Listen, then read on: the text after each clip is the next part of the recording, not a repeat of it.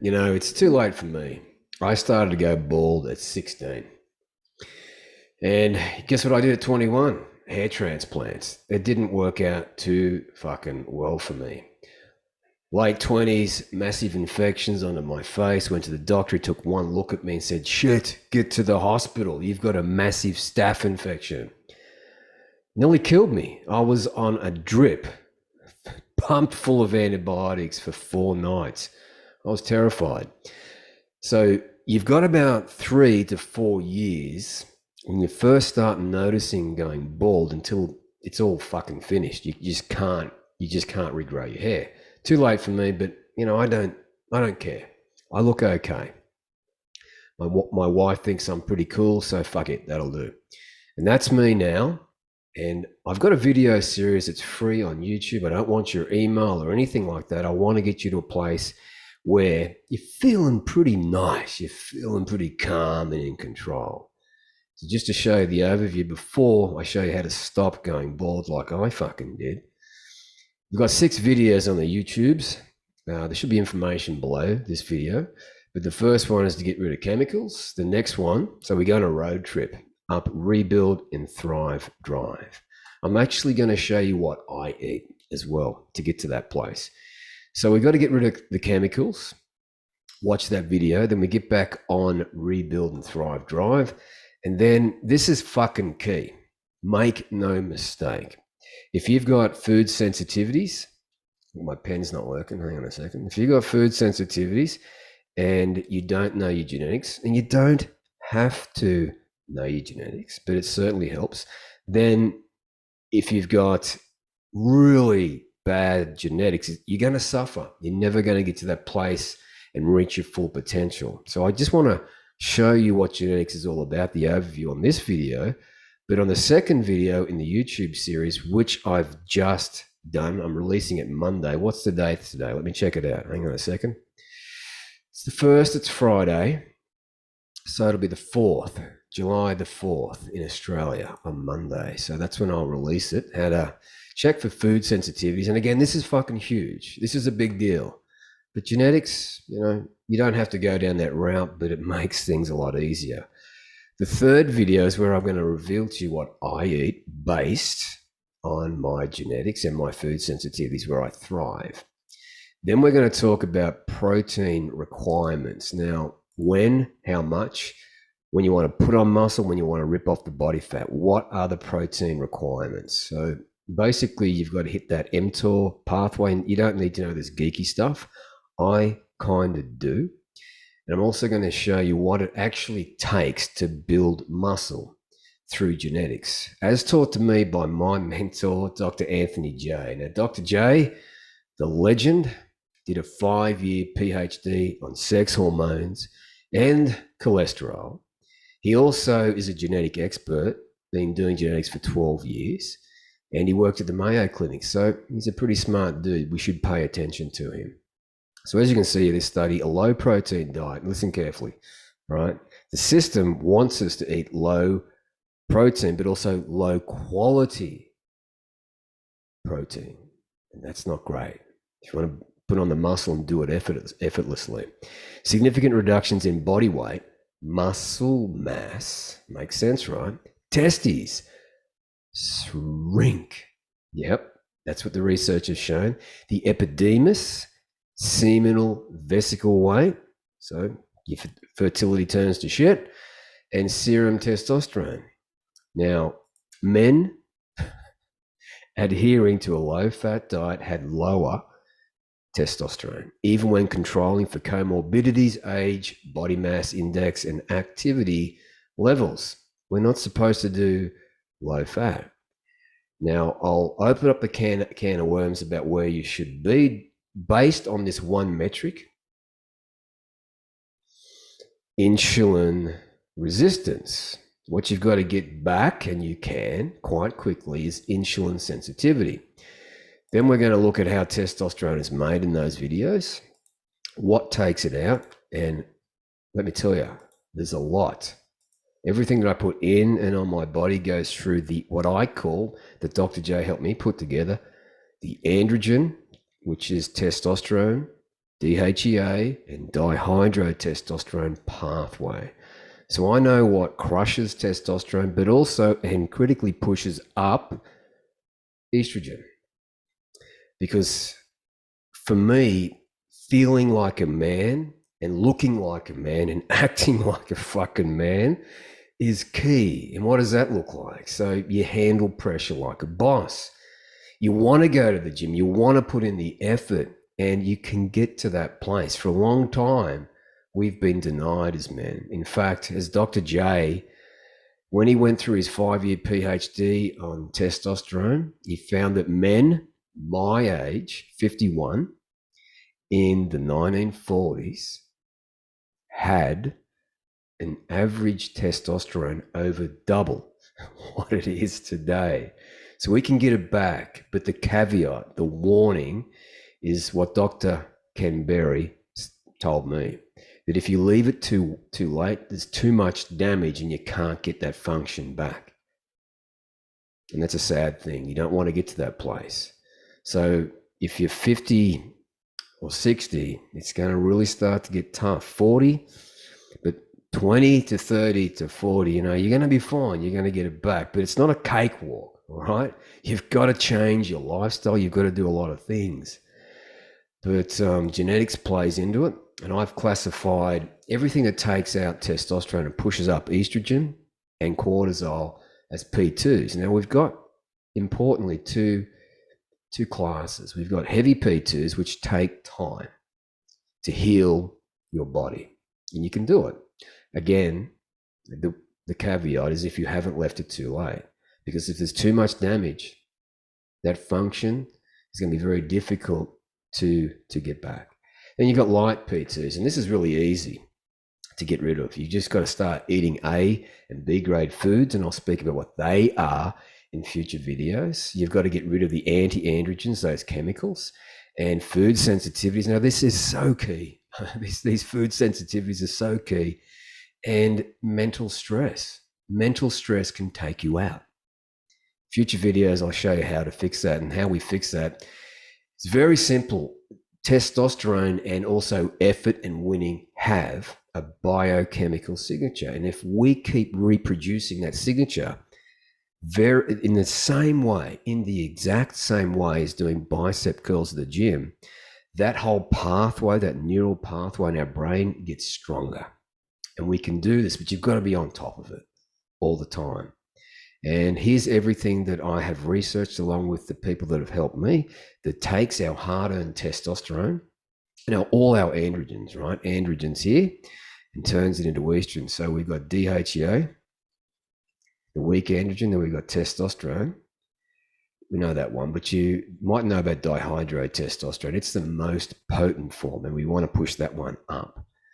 And here are the 5 big causes of hormonal imbalances. Now, there'll be information below about that first video, the second video in the series about getting rid of the chemicals, and it's key because they're taking you out. And genetics, we're going to speak about that, and how to actually rip off the body fat. So you mobilize, you transport the body fat, and these inhibitors, that's all that's going to take you out. So if we take the inhibitors off, you've got a clean pathway. However, your mitochondria play into it as well.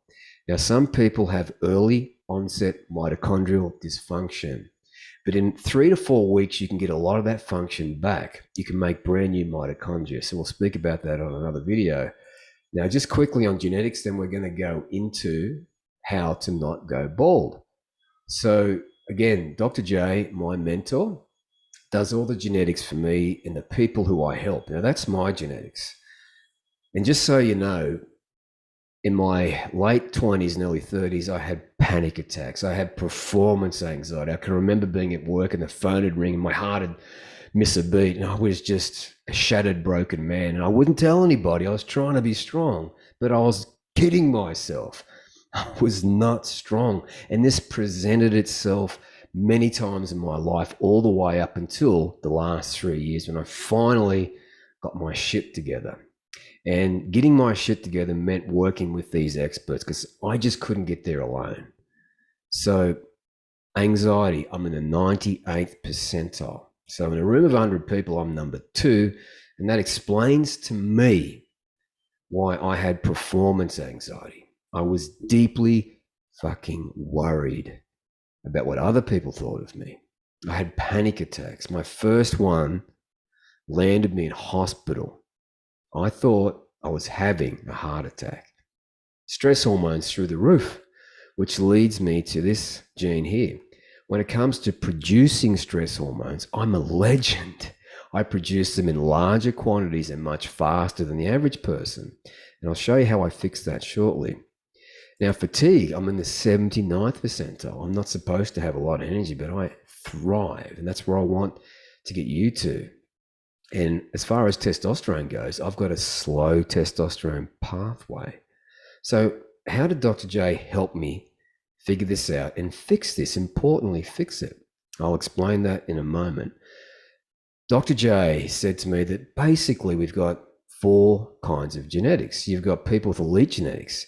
Now they can get to 90 or 100 and have plenty of energy and plenty of hormones. Then you've got people with great genetics, normally Olympians, and they do really well in life. Then average. These people start tapping out at about 30, 40.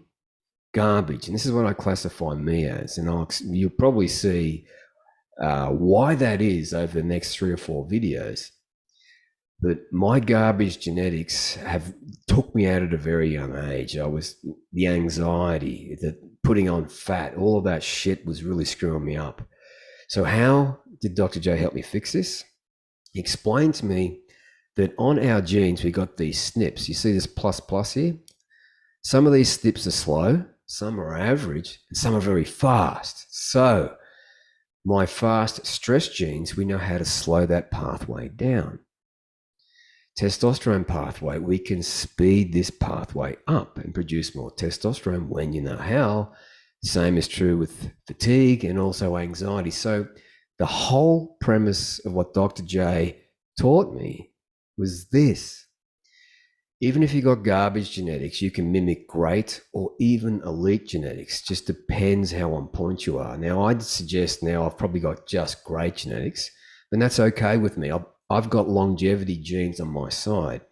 So with that said, let's just quickly see if you are living the testosterone, the low energy and low testosterone lifestyle by my friend, Dr. Ken Berry. So I'll just make sure that I've got sound optimized. There we go. Listen carefully. And you can fix this if you haven't left it too late, as Dr. Ken said to me. But just focusing on low testosterone, yeah, the classic symptoms are fatigue, no get up and go, no drive, no drive anywhere, no drive at the office, no drive, in the yard or the garden, no drive in the bedroom. Just you don't really care about doing a good job at anything. You just kind of you get by to get along. Weight gain is very common. You're tired all the time, yet you don't really sleep very deeply during the night. Belly fat is a huge. Even if you're not overweight, you're still going to have a little belly pooch. It's very classic. You can start to develop man boobs, which I have a YouTube video. You know that video is that was me. Yeah, 2 million views or something because having man boobs is so common in the world today that there are over 2 million men who've watched my video on YouTube about it, if not 3. All those things are symptoms of low testosterone. And there's a long list of prescription medications that you might be taking from your doctor, your doctor that you trust, that could actually be plummeting your testosterone levels. I've got a YouTube video about medications that lower testosterone in case any of you guys are taking a medication. All right. So medications are going to lower it. Insulin resistance is going to lower it, but you can fix it. You can fix it. So when it comes to producing testosterone, this is how it plays out. So I'm going to show you what nutrient-dense foods are and how testosterone is made in this video. So there's going to be 2 important points. Important point number 1 is what you see in blue here, the mitochondria. And I'll show you how to speed these little workhorses up in a moment, and then we're going to get on to balding. But basically, your brain, through the gonadotropin releasing hormone system, releases luteinizing hormone, all right? One. So it releases it into the bloodstreams, goes down to your testicles, and it knocks on the door and says, let's make testosterone, right? Okay. Now, the more doors you've got on to get luteinizing hormone in, the faster you can make testosterone. And when your thyroid is up, when you've got proper metabolism, good energy, you're going to have more doors to make more testosterone. So more thyroid means more doors to make more testosterone. So let's just say we got luteinizing hormone in. Now, what you need to make testosterone is ATP, and that's made from the mitochondria. So your testicles mitochondria are making the ATP. So if you don't have a lot of energy, it's up and down. Your testosterone is going to be up and down all over the place, and this leads to hypogonadism. So if you've got ATP, number two, we won't be doing that now. If you've got ATP, the next thing you need is number three here, nitric oxide. So as we know, nitric oxide is super important to boost testosterone. It's also a powerful vasodilator, so better blood pressure. Excellent.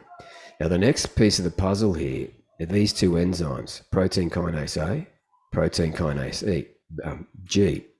And these are enzymes, and all enzymes are made from amino acids, protein. So if you've got a low protein diet, listen carefully, you simply don't have enough raw amino acids to build more enzymes. So that's why we need to increase our protein. And on future videos on YouTube, I'll explain how I do this and how you could possibly do it too.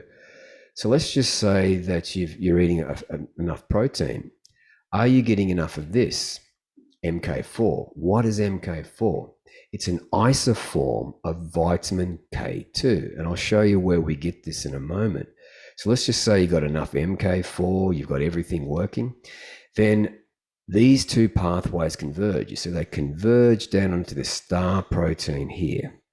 And this signals cholesterol to come into the mitochondria to make pregnenolone. It's exported out. Then it goes through these enzymes again, amino acids. Low protein diet's not going to cut it. To progesterone, another enzyme, androstenediol, another enzyme, testosterone. Then it's exported out and you can use it. And that's how it's done. Now, with the help of Dr. J, I know how to speed up all these pathways, and it's pretty simple to do. The question becomes, this MK4, where is it? Well, it's not in leafy greens. That's vitamin K1. It's not in fermented foods, so the government kind of say you can eat that too, the system. And look where it is, animal products. Holy shit. And this is the difference between, say, blueberries and kale versus a ribeye steak, beef, fish roe, and egg yolk. So you can pause this, but the whole premise is the natural multivitamin, nutrient-dense foods are in the ribeye, the beef, and the egg yolk. As you can see, the kale is touted as a super nutrient-dense food. Well, is it? I'll let you make that decision yourself. And just to show you the thyroid here, look how hungry it is. So as we now know, thyroid is critical for high optimal testosterone and energy and getting that lean muscular body. So look what takes it out. Stress, a low calorie diet, toxins, liver dysfunction, medications, inflammation, stress, trauma. You've also got pesticides. That's why we say get rid of, get those chemicals out of your body. But look what it also needs. Iron, iodine, tyrosine, zinc. So where do you think you're going to find all of those nutrients? Nutrient-dense foods. And I'll let you make an intelligent decision about where you're going to get those from. So let's just explore how to not go bald. So this is my genetic report. And more male pattern baldness, I don't have a risk there. So the male pattern baldness is completely bald here. So I've still got, a fair bit of hair here, but I've got a slightly higher than average risk of alopecia. All right, so why the fuck did I go bald so early? Now, this is my son, Corey. He's still got a full head of hair at 28. He's got a slightly lower, just the same as me, but he's got a relatively higher than average risk of alopecia. So, why did I lose my shit at 16, 17 and he didn't? Well, methylation. Don't worry about that. I'll explain what you need to do shortly. But my methylation is just about a fail, a D minus. His is excellent. And my vitamin B status is very poor, just about a fail again. So nutritionally, I've got to do things differently than my son. And let's just explore how we're going to put this together. So we got 3 pathways. Pathway 1 here. Now this pathway creates DNA bases for hair growth. It creates folinic acid. Now you need folinic acid to grow your hair. And it attaches to this pathway here, through here, and this is the second pathway. This is methylation. Now methylation is super important, and I'm not going to go into the reasons why. And it attaches to this pathway here called homocysteine, which is going to create all of your antioxidant status. So if all of these pathways are working, you're going to have everything. You're going to be creating DNA bases, folinic acid for hair growth. All of that is going to be true. So let's just have a look at this homocysteine pathway here. So let's just say that, one of these pathways slows down. So what happens to all these pathways? They all slow down, right? And that's a problem, as we see here from the research. So to evaluate homocysteine, the third wheel here, it's called transsulfuration with alopecia. So that's that male pattern baldness. Lower, I'll just make this bigger here, so as you can see it here. Lower levels of folate, and just to explore that again, the folate pathway, DNA bases folinic acid for hair growth, negatively correlated with both severity and extension of alopecia. Right? So how do we fix this problem? Well, if you've got poor nutrient status like me, you need more vitamins and minerals to keep these pathways turning. So as you can see here, we need molybdenum, B1, NAD, which is vitamin B3, FAD, flavonine, adenine dinucleotide, vitamin B2, B1. You can see that we need a lot of vitamins and minerals to keep these pathways going. So what happens when we don't have enough vitamins and minerals? These pathways slow down. Now, because I am a poor methylator, this pathway here needs so much more to keep going. So I've got to really be mindful of having adequate vitamins and minerals. And guess what I didn't do in my teens? I didn't do that. So I just went bald a lot quicker, and the same can be true for you. The final piece of the puzzle is our good friend dihydrotestosterone, the second form of testosterone. Now, you certainly do not want to stop dihydrotestosterone production systemically throughout your whole body. But I saw on a podcast with Huberman that you can get an injection into the scalp and it's going to stop it locally. So that's going to be the final piece of the puzzle. So the dihydrotestosterone, they've shown now that, it's going to accelerate balding. I think that's what happened to me.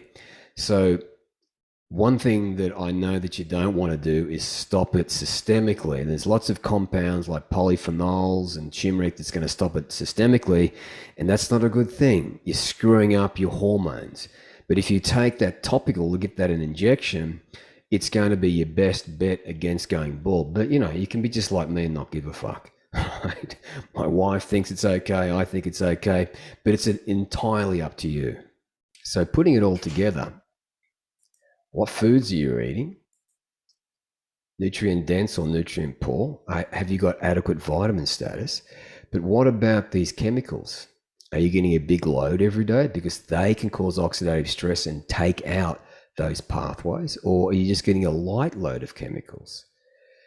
So there it is. I hope you found this helpful. And if you're watching on YouTube, drop a comment below and give us your thoughts. Are you eating nutrient-dense foods? Did you go bald early? Are you starting to go bald? Do you think you can fix this now with the help that I've given you here today? Because, you've got a lot of power to make more intelligent decisions about what you put in and on your body. So in the next video in this series, I've covered the first one, which is all about those chemicals. The next video in this series, I'm going to be talking about food sensitivities and genetics into more detail and how you can start putting this all together. So there it is, legends.